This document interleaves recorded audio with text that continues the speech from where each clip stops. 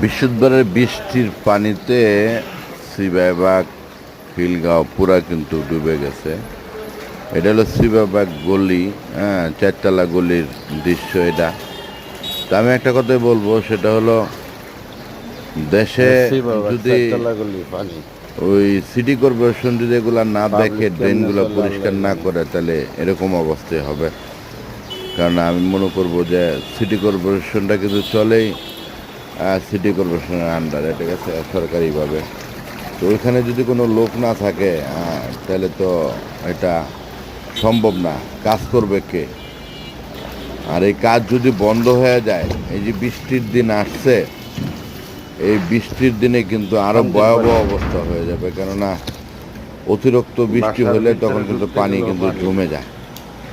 আর ঢাকা শহরটা কিন্তু ছোট্ট একটা শহর, মানে শান্তির বাসা। অত আহামরি কিছু না, ঘনবসতির শহর একটা। আর সবাই কিন্তু এটা সেটা রাস্তায় ফেলা। ভালো থাকবেন।